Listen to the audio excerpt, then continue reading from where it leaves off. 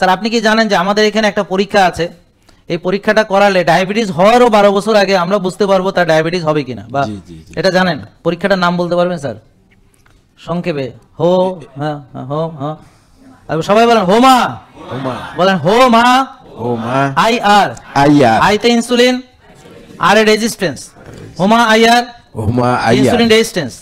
এটা অত্যন্ত গুরুত্বপূর্ণ একটা পরীক্ষা। এই পরীক্ষা করালে যাদের এখনো ডায়াবেটিস হয়নি হাত তোলেন, যাদের এখনো ডায়াবেটিস হয়নি হাত তোলেন, সবাই হাত তোলেন। আপনাদের হোমা আই আর যদি 1 এর বেশি থাকে অথবা 2 এর বেশি থাকে তাহলে আপনারাও ডায়াবেটিসের পথে হাঁটা শুরু করে দিয়েছেন। দেখুন ওনার ক্ষেত্রে আমরা আসলে একটা রোগীকে ধরে পুরোটা শিখাই দিচ্ছি, ডোন্ট মাইন্ড স্যার, আপনার আপত্তি নাই তো? ওকে, আর আপনি তখন রিটায়ার্ড করছেন, ভয় নাই আসলে। আচ্ছা যাক, তো এখন হোমা আই আর পরীক্ষার মাধ্যমে ডায়াবেটিস হওয়ারও 10-12 বছর আগে আপনি বুঝবেন ভবিষ্যতে আপনার ডায়াবেটিস হবে কিনা। এই জন্য যারা এখনো সুস্থ আছে ওরা এসেছে, দেখতে এসেছে যে ওদের ডায়াবেটিস অলরেডি প্রক্রিয়া শুরু হয়ে গেছে কিনা। আমরা হার্ট অ্যাটাকের 30-35 বছর আগে আপনাকে সতর্ক করব যে আপনার রক্তনালীতে চর্বি জমার মতো মেটাবলিক পিকচার আপনার আছে কিনা। What is metabolic picture? যেখানে একত্রিতভাবে আপনার ওজন, আপনার উচ্চতা, আপনার রক্তচাপ, বুঝতে পারছেন, আপনার ইনসুলিন লেভেল, আপনার ব্লাড সুগার লেভেল, সুগারের গড় এবং লিপিড প্রোফাইল ইত্যাদি ইত্যাদি, এবং হোমা আই আর, যেগুলোর মাধ্যমে আমরা বুঝতে পারি যে আপনার অক্সিডাইজড কোলেস্টেরলের মাত্রা কেমন, শরীরের ভিতরে প্রদাহ কীরকম আছে, সিআরপি মাপি, আপনার ব্লক হওয়ার জন্য ইনসুলিন বেশি আছে কিনা, সুগার বেশি আছে কিনা, আপনার ওজন বেশি আছে কিনা, রক্তচাপ বেশি আছে কিনা, আপনার ভুঁড়ি বড় হয়ে গেছে কিনা, অতিরিক্ত অনেক কিছু শরীরের ভিতরে আছে কিনা, এগুলোর মাধ্যমে আমরা ধারণা নিতে পারি বা সতর্ক হতে পারি, অথবা আপনার পূর্বাভাস পেতে পারি যে আপনার ভিতরে ব্লক হওয়ার জন্য যা যা কম্পোনেন্ট দরকার সব উপস্থিত। ব্লক হচ্ছে হয়তো 1% আপনি বুঝতে পারছেন না, 2% তাও বুঝতে পারছেন না, 100% তাও জানেন না।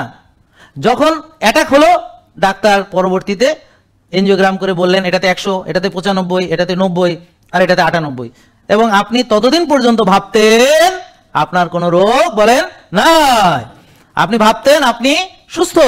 যেমন ওনার ক্ষেত্রে ডায়াবেটিস হয়েছে আরো 12 বছর আগে, তারপরে আরো অনেক দিন ডায়াবেটিসে উনি ভুগছেন, উনি জানতেই পারেন নাই, যখন জেনেছেন তখন হচ্ছে 17।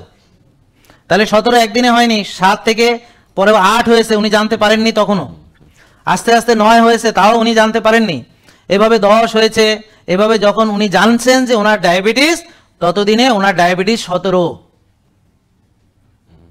এটা খুব গুরুত্বপূর্ণ মেসেজ।